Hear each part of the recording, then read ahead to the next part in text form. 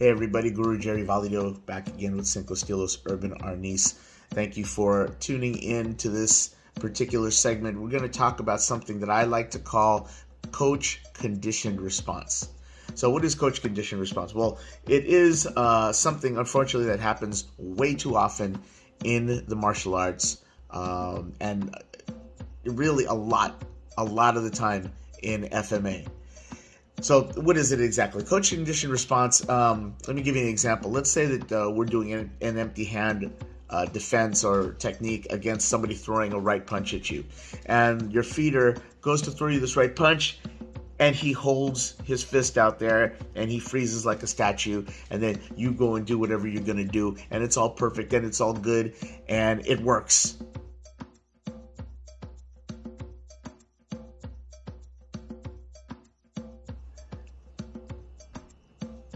Well, you're kind of feeding yourself a false sense of security. That's not reality. That's not the way it's going to go down in the street. That's not the way it's going to go down with a real attacker. A real attacker, a living, breathing human being, is going to move. They're going to react. They're going to flinch. They're going to try and get out of the way. They're going to try and get away from you. In Cinco Estilos Urban Arnis, I try to lessen the incidence of coach conditioned response as much as I can by instructing feeders to react when they are hit. When a strike goes to a body target, I tell them, okay, well, how would you react? I would flinch if I got hit in the ribs. I'd pull my arm in. If I get kicked in the groin, my hands are going down to my groin. If I get poked in the eye, my hand is coming up to the eye. Stuff like that. Okay, so this is something that's really, really important. If you don't train like this, you're giving your students a false sense of security, and you're allowing them to believe that their technique is going to work every single time, and that's not the case. So I hope my offering today is something that you can use in your training. We're going to see some examples of exactly what coach conditioned response can do, and why we don't want to do it. Okay, so thank you again. Please feel free to like and subscribe to this channel, and we'll see you on the next one. So let's start with a typical inside block technique where the feeder feeds and stays right where he's supposed to, so that my technique works every time. This time using the soft stick, when I hit my feeder, his reaction trains me to understand his movement or his likely movement and follow up accordingly. As he backs up, I have to learn how to follow.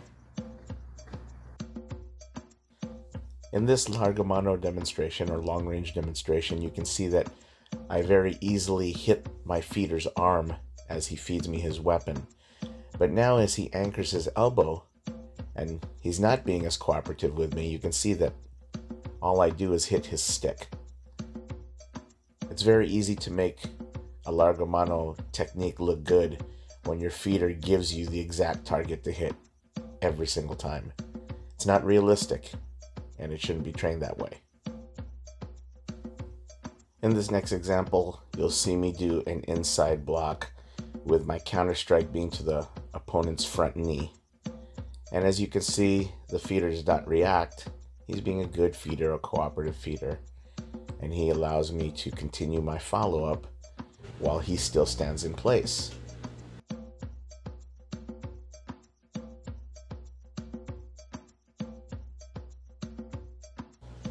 However, if my feeder reacts in a realistic fashion, watch how his knee collapses.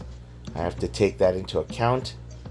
I can't get thrown off, and I follow up accordingly.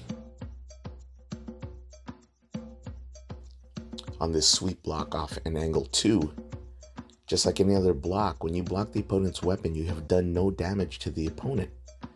Hence, he can take his weapon right back. He can retract his arm.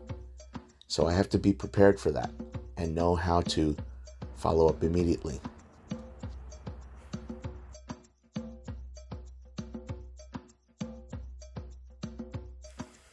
This is a popular disarm off an angle 2. As you can see, the feeder leaves his arm stuck out there so that I can do the perfect disarm.